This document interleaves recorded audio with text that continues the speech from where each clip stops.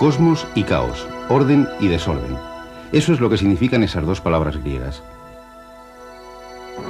Aún hoy nos sobrecoge la deslumbrante belleza de un rayo y el estremecedor rugido del trueno que le acompaña.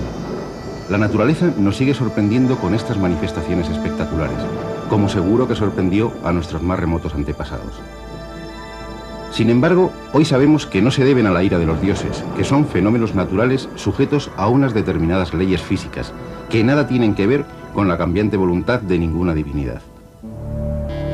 Aunque no seamos capaces de predecir dónde y cuándo se va a producir la siguiente tormenta, al menos sabemos por qué y cómo se produce. Hemos puesto un poco de orden en el aparente caos de la naturaleza. La ciencia derrota de nuevo al mito. La historia de la ciencia se reduce a esto: una lucha eterna por descubrir el funcionamiento de la naturaleza, un intento interminable de poner orden en el caos. Y las matemáticas van a ser una herramienta imprescindible.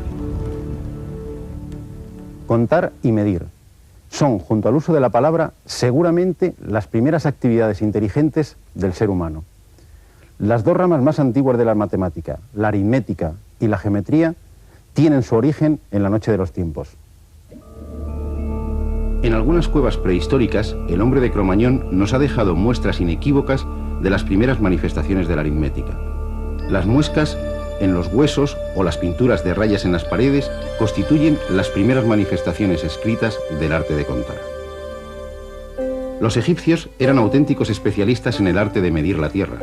Las inundaciones del Nilo les obligaba a trazar las lindes de los campos año tras año. Medir la tierra, eso es precisamente lo que significa la palabra geometría.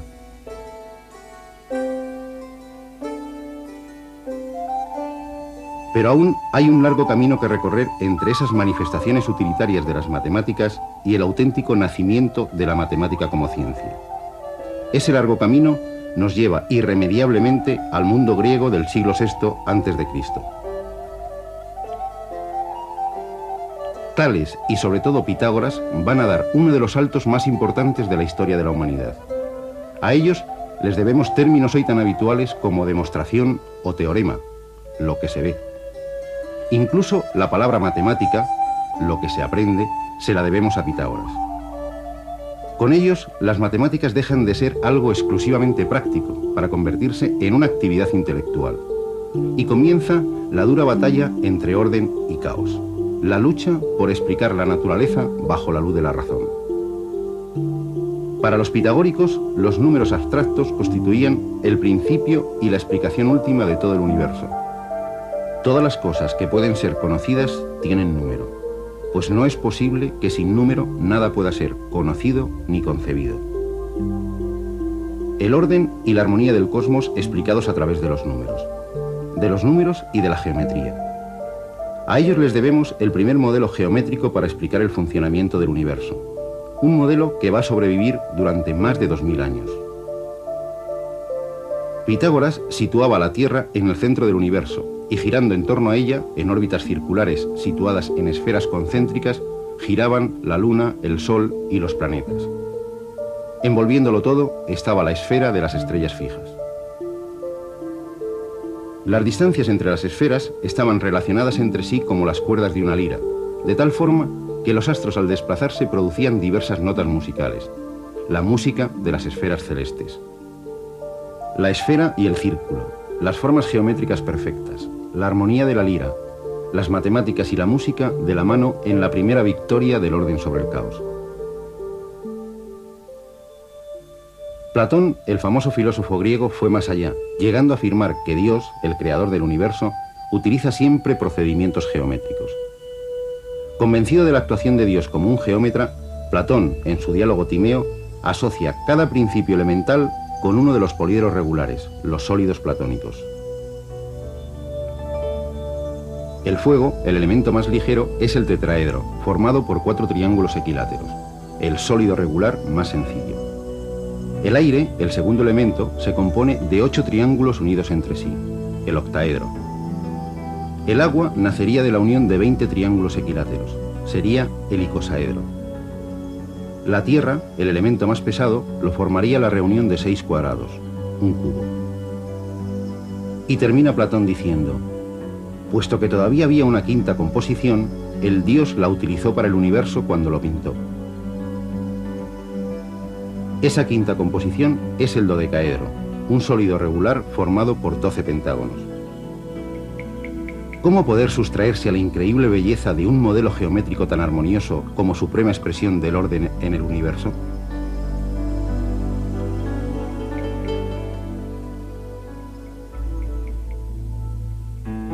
Muchos siglos más tarde, Johannes Kepler, cautivado por la idea de Platón, seguiría defendiendo uno de los errores más hermosos de la historia de la ciencia: que las órbitas de los planetas estarían diseñadas de tal forma que las esferas que las contuviesen encajarían exactamente en el interior de los sólidos regulares, metidos unos dentro de otros. Unos años más tarde, él mismo se encargaría de hacer saltar por los aires esta bella revelación, al descubrir que las órbitas planetarias son en realidad elipses. Unas formas geométricas, los sólidos regulares, eran sustituidos por esta otra forma geométrica, una de las cónicas investigadas por Apolonio de Pérgamo. El modelo había perdido en belleza, pero había ganado en simplicidad. Dios seguía siendo un geómetra. Más tarde, Galileo lo expresará de forma contundente: el universo es un gran libro escrito en el lenguaje de las matemáticas, siendo sus caracteres triángulos, círculos y otras figuras geométricas, sin las cuales es humanamente imposible comprender una sola palabra. Sin ellos, solo se conseguirá vagar por un oscuro laberinto.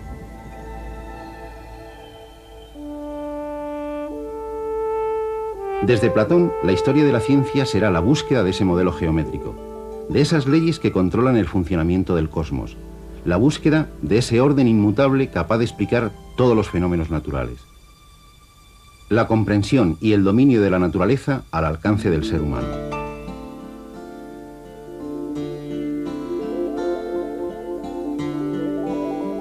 Aristóteles situará la Tierra en el centro del universo y el frente de batalla entre el orden y el caos en la esfera de la órbita lunar.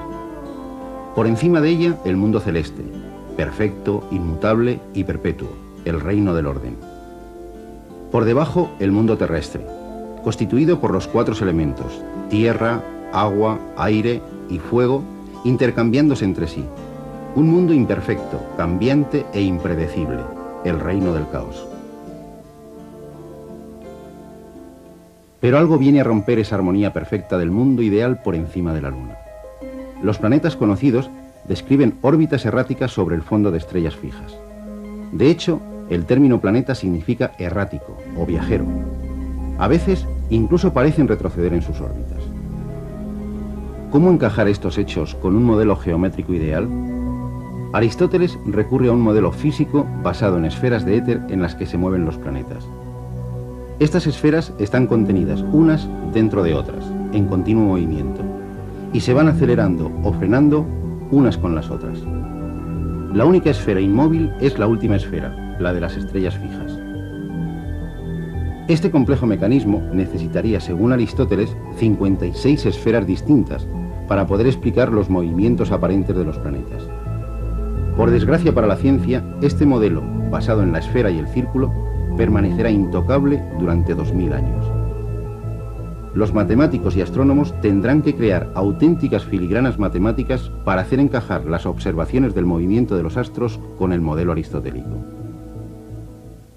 La más conseguida será la de un astrónomo de Alejandría, que vivió en el siglo II de nuestra era, Claudio Ptolomeo. Su obra, Síntesis Matemática, pasará a la historia con el nombre de la traducción árabe, el Almagesto, que significa el muy grande.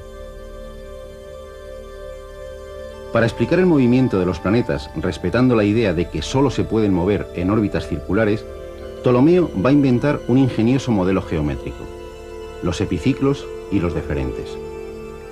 A cada planeta, incluidos el Sol y la Luna, les asigna un círculo imaginario llamado deferente. La Tierra está en el interior de ese círculo, aunque no necesariamente en el centro. El planeta girará en un nuevo círculo llamado epiciclo, cuyo centro será un punto del círculo deferente. Al moverse el centro del epiciclo a lo largo del deferente, el planeta se acercaba o se alejaba de la Tierra.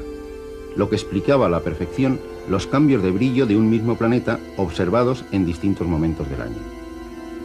Ptolomeo pensaba que en realidad los planetas no se movían así, pero su modelo geométrico explicaba a la perfección lo que cualquier astrónomo veía en el cielo. Los astrónomos que vinieron tras él tomaron su modelo como un dogma y aplicaron penosos cálculos matemáticos para realizar tablas que predijesen la posición de todos los planetas conocidos. Una de las más completas fueron las del rey castellano Alfonso X el Sabio, las famosas tablas alfonsíes. Eran de elaboración tan compleja que le hicieron exclamar al sensato rey Alfonso: «Si el Señor Todopoderoso me hubiera consultado antes de embarcarse en la creación, le habría recomendado algo más simple». Con tablas como estas e instrumentos similares a este astrolabio, muchos astrónomos ocuparon buena parte de sus noches en descifrar el orden que impera en un firmamento inmutable. Aunque uno de sus fines hoy no estaría muy bien visto por la comunidad científica: la elaboración de horóscopos. En esta época, como en muchas otras a lo largo de la historia, la astrología ha viajado al lado de la astronomía. A finales del siglo XVI, un joven toscano va a hacer temblar los principios de la interpretación del universo físico, tanto por debajo como por encima de la frontera de la esfera lunar: Galileo Galilei. En el mundo terrestre intentó descubrir las leyes que rigen el movimiento de los cuerpos. En una época en que las disputas políticas se arreglaban con excesiva frecuencia a cañonazos, nadie se había parado a investigar cuál era la trayectoria real de un proyectil. Galileo demostrará que su trayectoria describe un arco de parábola antes de impactar en el blanco. Pero también descubrirá que todos los cuerpos caen al suelo con la misma aceleración. Galileo será el fundador de una nueva ciencia, la cinemática, e intentará explicar todos los movimientos mediante leyes matemáticas. Los ejércitos del orden matemático sitúan el frente de batalla contra el caos en la misma superficie terrestre. Pero un extraño instrumento, inventado por los holandeses, va a hacer tambalear toda la doctrina oficial de la Iglesia basada en las ideas aristotélicas. Es el telescopio. Gracias a él, Galileo va a destrozar una visión del universo que había prevalecido durante más de 2000 años. El mundo más allá de la Luna no es tan perfecto como decía Aristóteles. La Luna no es una esfera perfecta, sino que presenta cráteres como la misma Tierra. Júpiter tiene satélites que orbitan a su alrededor. Y hasta el Sol tiene manchas. Le costaría la vista y casi la vida, pero había desterrado la vieja idea de que la Tierra era el centro del universo. Y había conseguido algo mucho más importante: convertir la experimentación en el motor fundamental de la ciencia. La Iglesia le condenó, pero la Tierra se mueve. El mismo año que muere Galileo, nace un genio que va a ganar la batalla más importante en la guerra del orden contra el caos. Es Isaac Newton. ¿Por qué cae una manzana al suelo y en cambio la luna no cae sobre nuestras cabezas?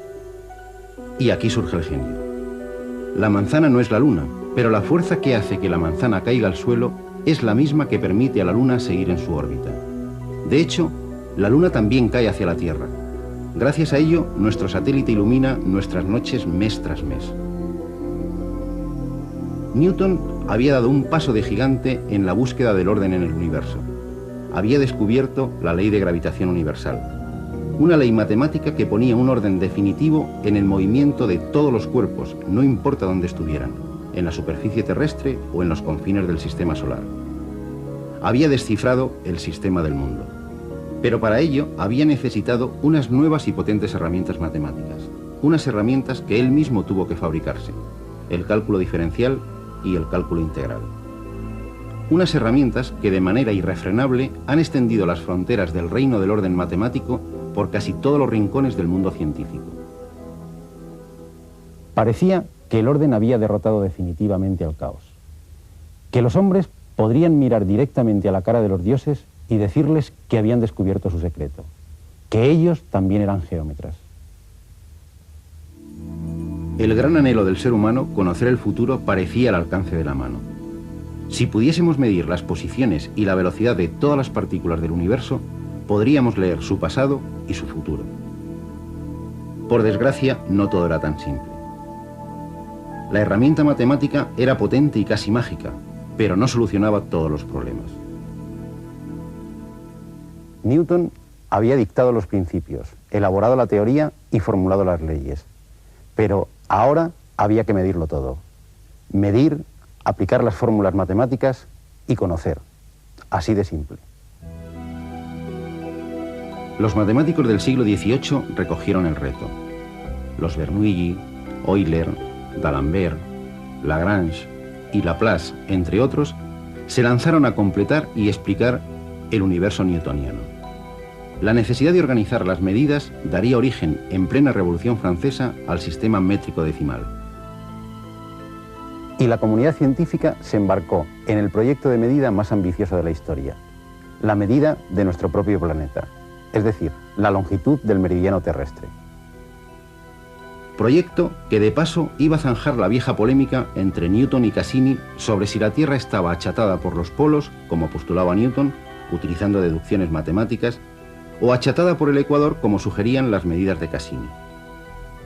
La Academia de Ciencias de París promovió dos expediciones, una cerca del Polo Norte, en Laponia, comandada por Maupertuis, y otra en América, cerca del Ecuador, en la que participaron Godin, Bouguer, La Condamine y los españoles Jorge Juan y Antonio de Ulloa.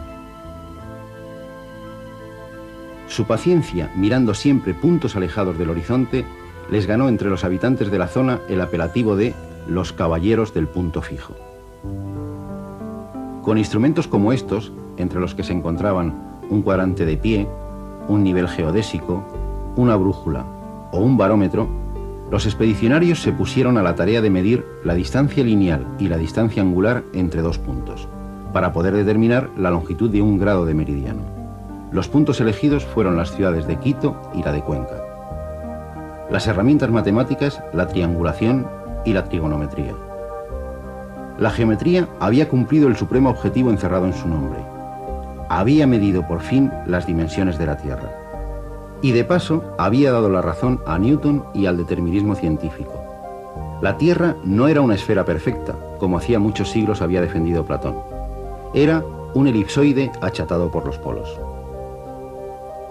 Desde que Newton publicara en 1687 sus Principia Mathematica, una idea va a impregnar hasta el último rincón todas las disciplinas científicas. La naturaleza tiene sus leyes matemáticas y el ser humano puede encontrarlas. Los científicos pensaron que el universo es un engranaje que funciona como un mecanismo de relojería.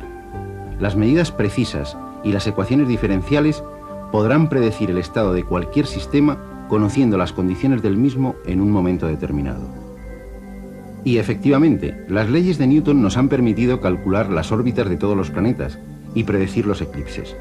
Incluso han hecho posible que el hombre haya puesto el pie en la Luna y enviado naves hasta los confines del sistema solar. Pero esas mismas ecuaciones son incapaces de predecir el movimiento de las miles de gotas que forman un torrente. El sistema es demasiado complejo. Otra rama de las matemáticas, la teoría de las probabilidades, iniciada en Francia por Fermat, Pascal y Laplace, va a venir a solucionar en parte el problema. El análisis estadístico, el estudio de promedios, va a ser la herramienta matemática para resolver el estudio de este tipo de sistemas complejos. No sabremos lo que hará cada una de las gotas del torrente, pero al menos sabremos lo que hará este globalmente. Las matemáticas también podían poner orden en el reino del azar. Sin embargo, ¿quién puede predecir cuándo y dónde se producirá un torbellino en una corriente de agua? ¿Cómo bailan las llamas de una hoguera? ¿Cuándo y dónde se formará una tormenta? Decididamente son fenómenos al otro lado de la frontera del caos. Pero las matemáticas no se han detenido ante esta nueva frontera. Han buscado, y lo que es más importante, han encontrado manifestaciones de orden incluso dentro de los fenómenos en apariencia caóticos. El desarrollo de la informática ha abierto la puerta a una nueva geometría, la geometría fractal, la geometría del caos. Una nueva herramienta matemática que los ejércitos del orden han introducido en el corazón del territorio enemigo, del reino del caos. un territorio más extenso de lo que sospechamos.